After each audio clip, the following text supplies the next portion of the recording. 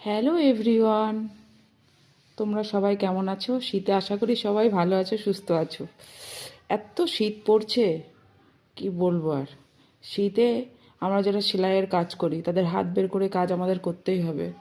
তাই দেখো, বাড়িতে থাকা পা মোজা দিয়ে কিভাবে হাত মোজা তৈরি করলাম সেটাই তোমাদের সাথে শেয়ার করব।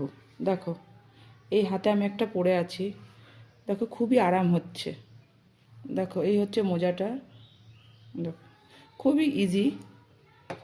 মোজার এই মাথাটা একটু কেটে নেব। দেখো, সুন্দরভাবে কেটে নিলাম। আর এইখানটা একটু কেটে নেব। দেখো, দেখো একটু কেটে নিলাম। এবার দেখো, আমি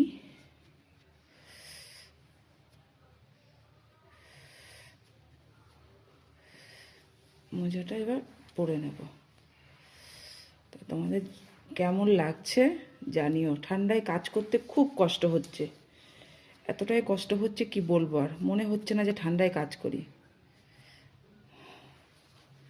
দেখো, খুব ইজিভাবে এটা আমি করে নিলাম। তা তোমাদের কেমন লেগেছে আমাকে জানিও। দেখো, তোমরাও একবার বাড়িতে এরকম মোজা থাকলে, এক্সট্রা মোজা থাকলে তোমরাও করে নিতে পারো।